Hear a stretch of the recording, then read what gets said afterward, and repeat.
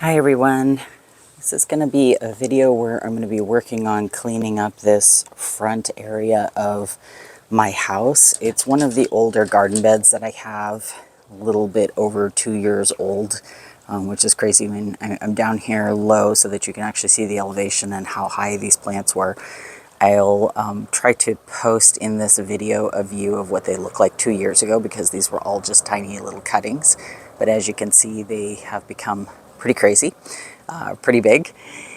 Some of these plants, they were actually purchased because they were on the larger side. So if you look, this one here in the back, this foxtail agave, that's actually something that I purchased. I didn't grow it from a cutting to be that size. That was actually purchased off of Facebook, a guy that was getting rid of them because he had so many. So I mixed, again, that's my trick. I mix some of the bigger plants with some of the smaller plants, and then over time they blend together like this, and you can see it makes the garden look like it's actually been around a lot longer. Same thing for this. This is just a medicinal aloe.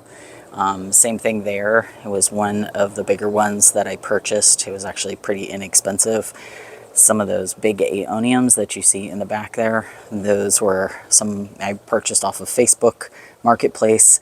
And then a lot of these are just cuttings that I put into place, but it has gotten pretty crazy, a little bit out of control. It doesn't look nice and tight and pulled together and like it was on purpose. So I'm gonna be working today to clean this up a little bit. A couple things that I've learned as I work on garden beds like this is that you need some items that will help you. This is a garden bench that I kneel on, which actually helps me a lot because it saves my knees so that they aren't getting destroyed from the rock. Especially it can kind of hurt your knees. I always have these little pop-up bins. The pop-up bins are super helpful because you can just put a bunch of, you can see I'm starting to put some of the extra leaves and detritus and things like that that have fallen, and work on getting rid of those. And then there is this bigger, I don't even know what to call this, but this is, it actually folds up. I can, twist it, and then it goes into a smaller little like round thing.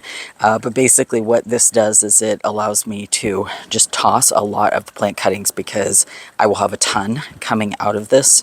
And this is where I will be able to store a lot of those. And those plant cuttings I'll then turn around and I'll use in other parts of the yard. So the nice part about when you take these cuttings is that you don't necessarily have to put them in the ground right away. So you can store them for some additional places that you want to kind of perk up in the yard. And I'll be doing that in some of the future videos. So these are my staples. I always have this. I'm going to have again, this is where I'm going to put all of those plant cuttings. When I throw stuff away, thankfully I'm in the front yard, so I can just toss it out. On the street, we actually have a street sweeper that comes through and picks up all of anything that you put out there, like grass clippings or things like that. And so it's just a short walk for me to be able to toss this stuff away. And then I have this bench, which also holds these tools. So I just have a pair of clippers and then garden gloves that will help me on this side. A little tool, a little shovel basically, in case I need to pull any of the plants out. But you can see, wow, it's super beautiful. It's just a little out of control. A couple things that I'm not super happy about. I do want to be able to still walk back there. So I'll need to cut back these plants so that I have the ability to walk behind and then also do maintenance. And you can see there's some weeds back there because I haven't been able to do that. This Dazzlerium longissimum, I will probably move.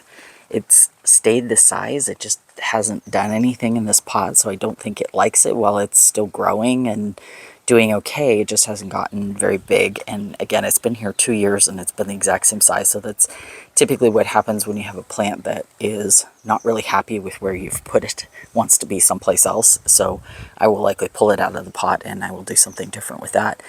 This Athona capensis, you can see, again, mildly invasive, and so I will probably pull a lot of this out.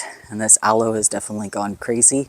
There used to be rock, so you can see these kind of orange looking rocks. There used to be that all over the front, and you can't see that anymore because of all of the overgrown plants. So I'll be pulling some of that back and getting rid of some of those things.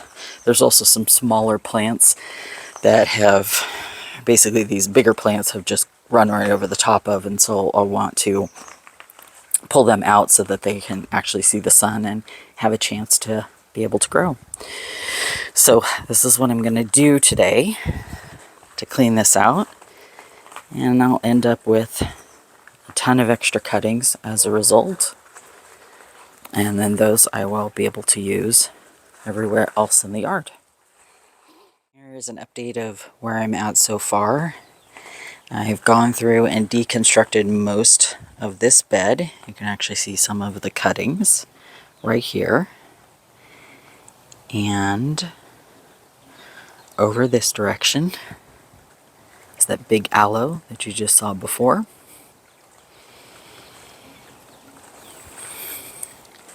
And now you can actually see some of the rock, the black rock design that was originally there as part of the planter bed. You'll notice that this plant in the back I am actually not cutting, and there's a reason why. That is a euphorbia. And euphorbias will emit something like this when you cut them. It's a white sap. If you see a succulent that has that white sap when you cut it, do not touch it. That is actually extremely poisonous. So what it will do to you is cause massive allergy reactions on your skin if you happen to be super sensitive to it. But what's even worse is if you got something like that within your mouth or in your eyes, you would actually have to go to the hospital, and it can cause temporary blindness. So take those seriously. When you see a plant like that, you have to wear specific gloves. I have gloves that actually go all the way up to my shoulder if I'm going to mess around with that plant. For now, because it's about to bloom, I'm going to go ahead and leave it alone. And I will plant some of the taller plants along the base so that it just doesn't look weird being so tall compared to all of the other plants. Eventually, I will cut this down, but I'm definitely not going to do that right now. I'm just going to go ahead and plant some of the taller plants in front of that so that it actually works from a design perspective.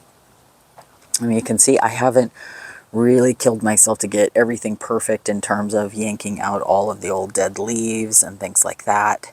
That's because as I go through and I create the design, I'll start pulling more and more of that out. You can see with the Athona capensis, I've cut that back pretty severely. This will grow so fast. You know, within probably a month or two, I will be back out here cutting this thing again. A lot of this, again, I'm not really too worried about picking up every single one of these little tiny leaves. Most of them, they'll just dry up and they'll disappear. Or as the gardener comes through, they'll actually pick them up with the blower, and so it's not too big a deal. Some of these others, you can see, I've just kind of kept some of the stumps. I don't really worry about this too much in my garden, and the reason why is because a lot of these stumps will actually just regenerate plants. So it's fine with me. I know that the final design is actually going to cover up a lot of this, so I don't worry about it being super, super perfect. But of course, again, as I'm going through, I will start picking up a lot of this additional stuff, especially if it's anything that's going to be seen from the final design perspective. I will definitely make sure that there isn't that type of thing sitting around where you can see it. So you can see here, there's a lot of cuttings that ended up resulting. Some of these I haven't even taken down to the size that they would need to be. So you can see this very large one over here. I will cut all the pretty ends off of that and use that within the design. It just gives different textures. You can see that some of these I've kept bigger. That's because, like I was saying before, I'm going to need some of those larger succulents in the design. A lot of them, though, I just cut the pretty ends off. When you are taking cuttings like this, one of the things that's really important to do is make sure you're grouping similar plants together. So you can see here, I cut a jade up, so I have all of my jade pieces together. You can see similar plants here, right? All of these back here are blushing beauty cuttings, which is amazing to me because I used to buy these on Etsy, and now I have so many of them that I will end up having to give these away to people at work or to friends. or to my neighbors, because as you can see, there's just no way I'm going to put all these plants back in this design. Otherwise, I would just end up with a big mess in about 6 months, and maybe not that, maybe even 3. Here again, you can see this is a different kind of aeonium. I think this is called dinner plate. And the reason why I'm reminding you to make sure that you're keeping these plants together is because you want to remember what they can turn into. So if we look, this is how big this gets. Here's my hand for size reference. So you can see this is a monster. So I'm keeping all of these together because I want to make sure that I understand for the final design, and I'm placing these plants in, I'm remembering that this is what this turns into. So any of these cuttings that I would use right here, they will turn into a plant that is that large. These also can pack together really, really tightly. So I have to be careful that I'm putting them in the right spot where I'm going to want them for a while, because they create a pretty dense and thick stand that gets about 2 feet tall. You can see some of the plants I am actually leaving in, and I haven't touched those. So those big aloes, and it's not because I'm particularly, married to those in terms of I think that those are, awesome specimen plants, but what they are is they're big, they're spiky, and they're kind of the thrillers in this area.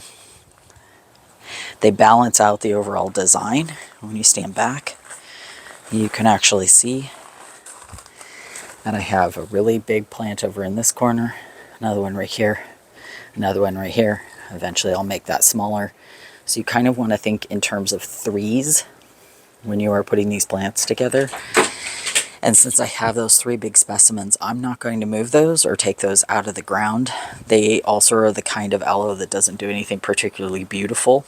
If I were to pull them out, sometimes you can pull aloes out of the ground, or different succulents, and you can cut the roots off, and then you distress them and they'll turn bright red and look gorgeous.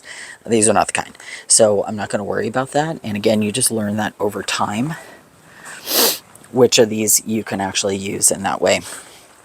You can see more cuttings in the back. And that was all from the really tall aeoniums that I had in this area. And here's something that's super interesting. This was part of the plant that I got originally 2 years ago. You can actually see where I made the cut. And this was because it bloomed out. So aeoniums are monocarpic. It means that they only live for 2 years, that main stalk. So you can see where I actually cut that. And it was probably about 4 months after I got the plant. But it is actually growing babies off of the original stem.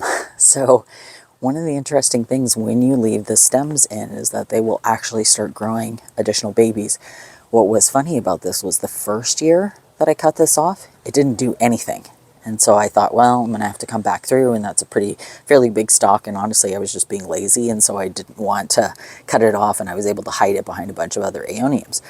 But glad I didn't, because it's starting to throw off some additional babies. So we'll probably cut off that dead part up towards the top, but it's actually going to grow additional plants, so that's pretty cool. Some of these jades I'm actually keeping, and I'm not disrupting those, and the reason why is because, again, I just want those to get taller so that they're hiding some of that brick.